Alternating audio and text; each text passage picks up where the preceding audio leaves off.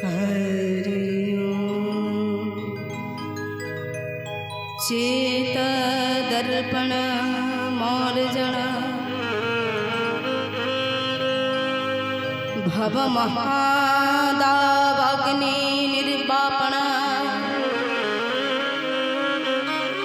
श्रकैरव चंद्रिका वितरण विद्यावधू जीवनम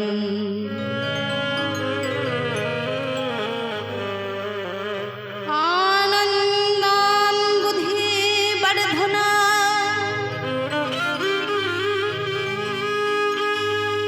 प्रतिपदां पूर्णामृतस्वादना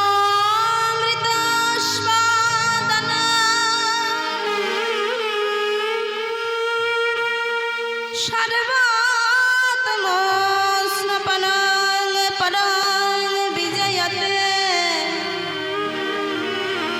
श्रीकृष्ण संकीर्तना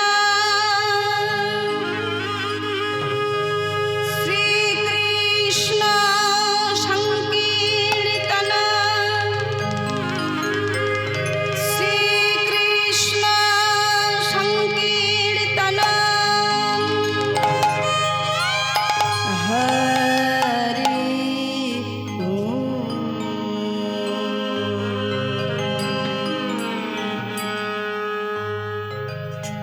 जय निताई जय राधे उपस्थित समवेत गौर गोविंद अनुरागी भक्तमंडলী যারা আমার গৌর নিতাইয়ের এবং রাধা কৃষ্ণের এবং গুরুদেবের যুগল চরণ আশ্রয় গ্রহণ করেছেন। লীলা কীর্তনের প্রারম্ভে আপনাদের মতো ভক্তমণ্ডলীর চরণে জানাই কীর্তন জগতের কনিষ্ঠতম কীর্তনিয়া দুর্গা দাস এবং তার সম্প্রদায়ের পক্ষ থেকে কোটি কোটি প্রণতি নিবেদন করে।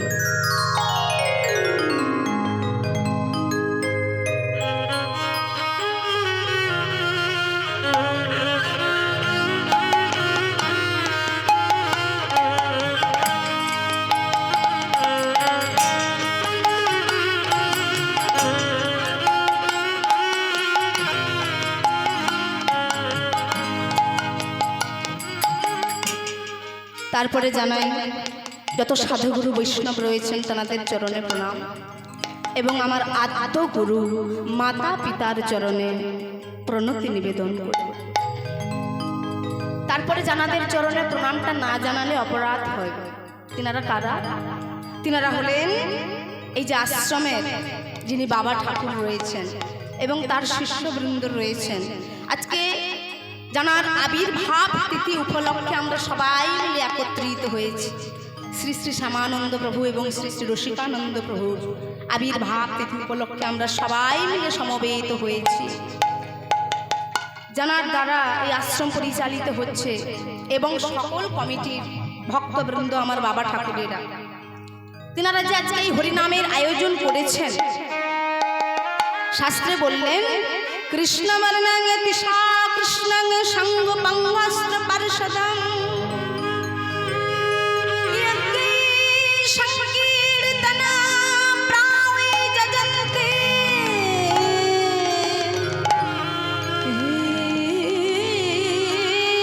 সুমেধসা।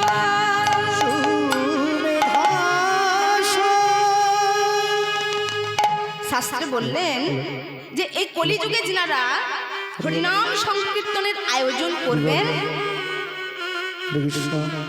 তিনারা কিন্তু যেমন তেমন মানুষ নন। তিনারা কেমন? শাস্ত্রে বললেন যে তিনারা হলেন কৃষ্ণবর্ণং তিষা কৃষ্ণং সঙ্গ পঙ্গস্ত্র পার্ষদং যজ্ঞে সংকীর্তন প্রাণে যজন্তি সুমেধসা। মানে তিনারা হলেন সুমেধা সম্পন্ন ব্যক্তি। তাই সুমেধা সম্পন্ন ব্যক্তিদের চরণে লীলা কীর্তনের প্রারম্ভে জানাই আমার সম্প্রদায়ের তরফ থেকে কোটি কোটি দণ্ডবোধ প্রণতি। তবে বাবা আসরের শুরুতে যে শ্লোকখানি আমরা আস্বাদন করলাম কৃষ্ণ জয় রাধে কীর্তনটা হচ্ছে বাবা একটু অনুভবের বিষয়, মানে একটু বুঝতে হবে। আপনারা সেই অনুরাগী ভক্তমণ্ডলী দেখেই বুঝতে পেরেছি। তাই একটু যদি আমরা তার ব্যাখ্যা ভাবার্থটা বুঝতে পারি তবে কিন্তু আমাদের হৃদয়ে আনন্দের সঞ্চার হয়। কারণ শাস্ত্রে বললেন there is real music is kirtan, মানে এই জগতে অনেক সঙ্গীত আছে, বাউল গান, আধুনিক গান, বাংলা গান, হিন্দি গান, ভোজপুরি গান, কত গান রয়েছে, কিন্তু সকল গানের শ্রেষ্ঠ সঙ্গীত হচ্ছে এই কীর্তন গান। তাই বললেন there is silence dhrupad khayal in et cetera but there is real music is kirtan. যে শ্লোকটা আস্বাদন করেছিলাম সে শ্লোকটা কিন্তু চৈতন্য মহাপ্রভু নিজ হাতে লিখে যাননি, তিনি রেখে গিয়েছিলেন। আর সেই শ্লোক কৃষ্ণদাস কবিরাজ গোস্বামী পাদ তিনি তার চৈতন্য চরিতামৃত গ্রন্থে অন্তলীলায় 20 পরিচ্ছেদে তিনি সন্নিবিষ্ট করলেন। তা কি বললেন? এই হরিনাম করলে লাভটা কি হবে? বললেন চৈত দর্পণ মার্জন চিত্তরূপ দর্পণের মার্জন। চেত মানে চিত্র, চিত্ররূপ দর্পণের মার্জন মানে মেজে ঘষে পরিষ্কার। হ্যাঁ গো মায়েরা, আমরা এই যে মুখমণ্ডল যদি দেখতে চাই তাহলে একটা মাধ্যমের প্রয়োজন হয়, তো সে মাধ্যমের নামটা কি গো মা? এই যে আমাদের মুখটা তো আমরা নিজে থেকে দেখতে পাই না, ওই মুখটা দেখার জন্য তো একটা মাধ্যমের প্রয়োজন হয়। তা সে মাধ্যমটার নাম কি? আয়না, দর্পণ। দর্পণ বা আয়না। তা সেই আয়নার প্রয়োজন হয়, কিন্তু হ্যাঁ মনে করে দেখুন তো মা, ওই যে আয়নাতে আমরা মুখটা দেখতে চাই তো সেই আয়নার উপরে যদি কাদা মাটি লেপা থাকে তাহলে কি আমাদের নিজেদের মুখ বা চেহারাটা আমরা দেখতে পাবো? দেখতে পাবো। তদ্রূপ বলছে জড়জাগতিক জগতের আয়নাতে যদি কাদা মাটি লেপা থাকে তাহলে আমরা নিজেদের রূপ বা চেহারা দেখতে পাবো না। তদ্রূপ আমাদের যে দেহস্থিত যে আয়না রয়েছে, মন রূপ আয়না, তা সেই মন রূপ আয়নার মধ্যে কিন্তু জন্ম জন্মান্তরের জ্ঞানকৃত অজ্ঞানকৃত পাপ রূপ কাদামাটি লেপা রয়েছে। তা সেই জন্ম জন্মান্তরের পাপ রূপ কাদামাটি যে লেপা রয়েছে পরিষ্কার হবে কি করে? না যখন আমরা হরিনাম করব, হরিনাম করতে করতে যখন আমাদের এই নয়ন দিয়ে নয়নং গলদাস সুধারয়া বদনং গদ গদ রুদ্ধয়া গিরা, আস্তে আস্তে করে যখন নয়ন বাড়িয়ে সিঞ্চিত হবে তখন এই দেহস্থিত যে মন আয়না রয়েছে সেটা কিন্তু নয়নের জলে আস্তে আস্তে করে মেজে ঘষে পরিষ্কার হয়ে যাবে। নিতাই গৌর হরি বল, হরি বল। চেত দর্পণ মার্জন। তারপর কি বলছে? ভব মহাদাবাগ্নি নির্বাপন। এই যে বাবা আমাদের ঘরে ঘরে রয়েছে হিংসার দাবান, জাতিতে জাতিতে চলছে হিংসার দাবানো, সম্প্রদায়ে সম্প্রদায়ে চলছে, কারোর সঙ্গে কারোর মেলবন্ধন হচ্ছে না। আবার আপনারা তো সমস্ত কিছুই জানেন নেট মাধ্যমে যে এখন দেশে দেশেও কি ভয়ঙ্কর পরিমাণে হিংসার দাবানল চলছে। বনের মধ্যে গাছে গাছে ঘষা লেগে যেমন ভাবে দাবানলের সৃষ্টি হয়, তদ্রূপ এক দেশের সঙ্গে আরেক দেশের যে হিংসার দাবানল চলছে, ক্রোধের দাবানল চলছে, সকল কিছু পরিষ্কার হয়ে যাবে, একমাত্র নির্বাপন হয়ে যাবে একমাত্র হরিনাম সংকীর্তনের দ্বারা। নিতাই গৌর প্রেমানন্দে হরি হরি বল। তারপর কি বলছে 3 নম্বর? কৈরব চন্দ্রিকা বিতরণ। একটু ভালো করে বুঝতে হবে। শ্রেয়, শ্রেয় কথার অর্থ হচ্ছে বাবা মঙ্গল। কৈরব চন্দ্রিকা বিতরণ, কৈরব কথার অর্থ হচ্ছে কুমুদ, আর চন্দ্রিকা বিতরণ পূর্ণিমার জ্যোৎস্না। যখন পূর্ণিমার জ্যোৎস্না উদয় হয়, যখন জ্যোৎস্না ধারা আস্তে আস্তে করে আসে, আমরা সবাই মিলে কত সুন্দর আনন্দ পাই, তাই না? কত সুন্দর শোভাবর্ধন করে। তা জড়জাগতিক জগতে পূর্ণিমার চাঁদের আলো পেলে যেরকম আমাদের কত সুন্দর করে স্নিগ্ধতার সৃষ্টি হয়, শীতলতার সৃষ্টি হয়, তদ্রূপ এই দেহের মধ্যে হৃদয়ে যদি কারুর মঙ্গলরূপ কুমুদ ফুল অর্থাৎ মঙ্গলরূপ শালুক ফুল ফুটে উঠে, তখন সেই আপনা হতেই জগৎকে পবিত্র দান করবে। নিতাই গৌর হরি বল। হরি বল। চেতদর্পণমার্জন ভব মহাদাবগ্নি নির্বাপনম শ্রেয় কৈরব চন্দ্রিকা বিতরণং বিদ্যাবধূ জীবনম। এই যে বললাম বিদ্যাবধূ জীবন, বধূ বয় দীর্ঘকার হর্ষ, সেটা হচ্ছে বধূ। বধূ কথার অর্থ হচ্ছে বয় চন্দ্রবিন্দু ধয়স্যু, সেটা হচ্ছে বধূ মানে স্ত্রীলোক। জয় রাধা। আর একটা বধূ শব্দ আছে কি না, বধূ কথার অর্থ আমাদের গ্রামের ঘরের যে মায়েরা। তা আমাদের ঘরের যে মায়েরা, সেই মায়েরা কিন্তু যারা একেবারে ওই যে যাদের ঘরের মারা ঘরের বাইরে বেরান না, একেবারে সম্ভ্রান্ত পরিবারের মেয়েরা।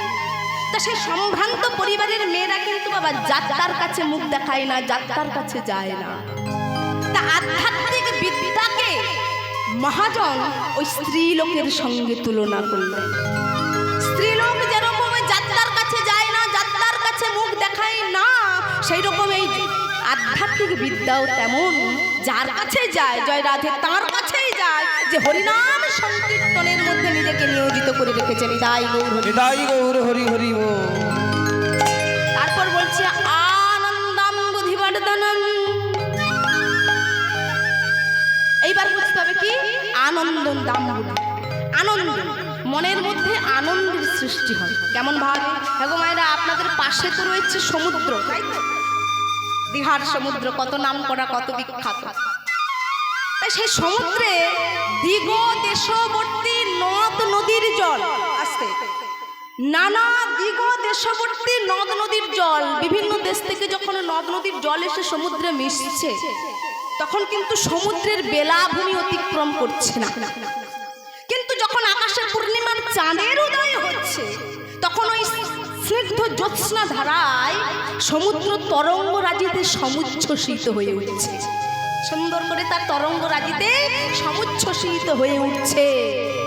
আর তখনই কিন্তু সমুদ্রের বেলাভূমি অপ্লাবিত করে চলে যাচ্ছে। তেমনই এই জড়জাগতিক জগতের আনন্দ, দেহের মধ্যে মনের মধ্যে আনন্দ লাভের জন্য অনেক জায়গা আছে, অনেক পথ আছে বটে, কিন্তু ভক্তের মন তো যেমন তেমন আনন্দ খুঁজবে না। ভক্তের মন সেইখানেই আনন্দ খুঁজবে যেখানে প্রভুর নাম হয়, যেখানে প্রভুর কথা হয়, যেখানে তাকে নিয়ে সমালোচিত হয়। ভগবান বললেন যেখানে আমার নাম হয় সেখানে আমি সদা সর্বদা নিয়োজিত থাকি। নিতাই গৌর হরি হরি বল। আনন্দাম বুদ্ধিবর্ধনম প্রতিপদং পূর্ণামৃত স্বাদনা। এই জায়গায় একটু ভালো করে বুঝতে হবে বাবা। প্রতিপদং অর্থাৎ প্রতি পদে পদে পূর্ণ অমৃতের আস্বাদন পাবো। হ্যাঁ গো মায়েরা, আমরা হরিনাম করছি, কত কষ্ট করে শুনছি।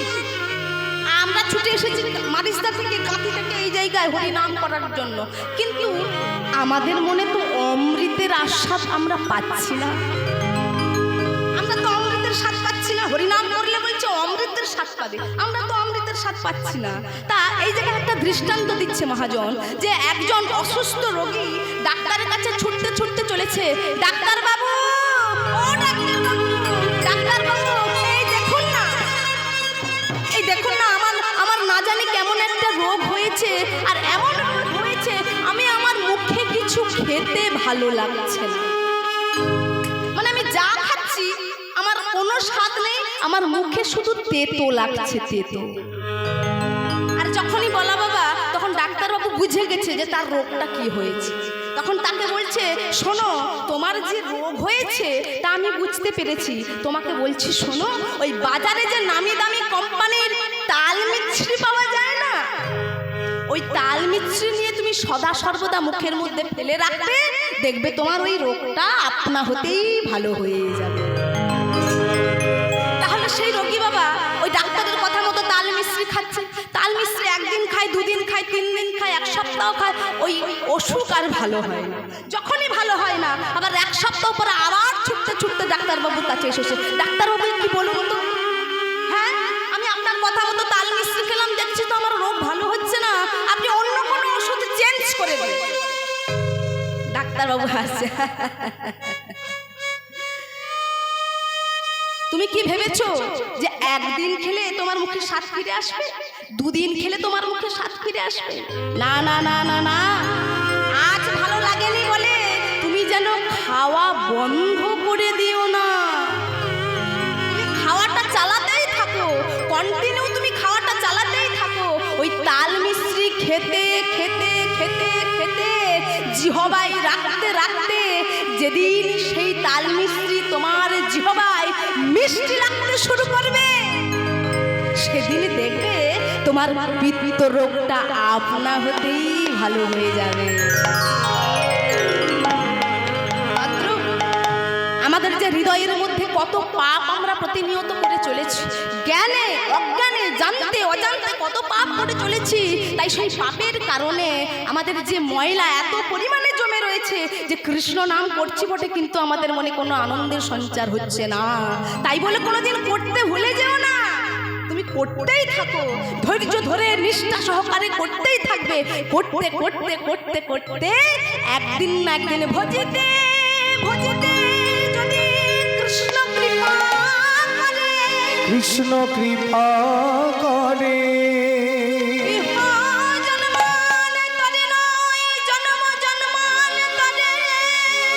করে ভজিতে ভজিতে যদি কৃষ্ণ কৃপা করে, ইহ জন্মান্তরে নয় জন্ম জন্মান্তরে। করতে করতে নাম করতে করতে আমরা একদিন না একদিন সেই পূর্ণ অমৃতের আস্বাদ অবশ্যই পাবই পাব। তারপরে শেষ উপকারটা কি? শেষ উপকারটা হচ্ছে শ্রীকৃষ্ণ সংকীর্তন। হ্যাঁ গো মা, আপনি পুকুরে জলে স্নান করছেন, আর একজন ঘাটের উপরে পাড়ের উপরে দাঁড়িয়ে রয়েছে।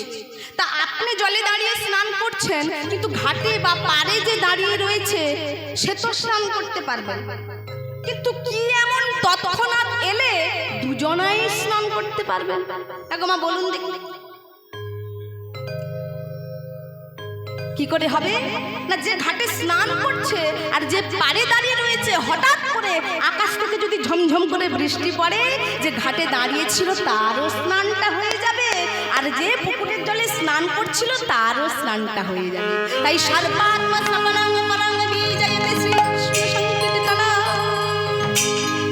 বললেন, হরিনাম করলে সকল আত্মার স্নান হয়ে যাবে।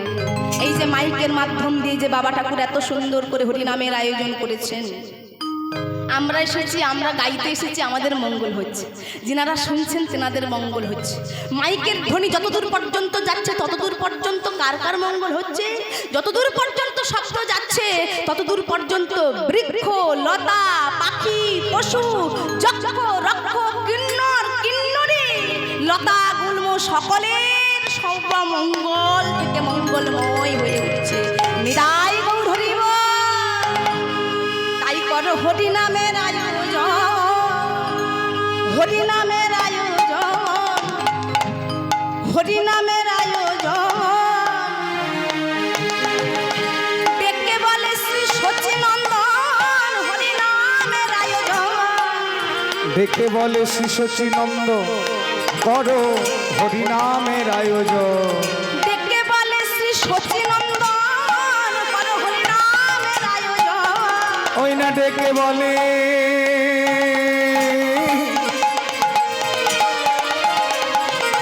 শ্রী সচিনন্দন, করো হরিনামের আয়োজন। ডেকে বলে শ্রী সচিনন্দন, হরিনামের আয়োজন। ডেকে বলে শ্রী সচিনন্দন, করো হরিনামের আয়োজন। ডেকে বলে শ্রী সচিনন্দন, বলে ছুটে আসবে ভক্তগণ, হরিনাম বলে সচিনন্দন দিতে বলে ভক্তগণে বলে দিতে ছুটি আছে ভক্তগণে যেহেতু বলে সচিনন্দন কর হরি নামের আয়োজন জপিলে সে কৃষ্ণ নাম আপনি তারে উচ্চ সঙ্গীর তলে বড় উপকার করে অতএব উচ্চ করে কীর্তন করিলে শতগুণ ফল হয় সর্বশাস্ত্রে বলে।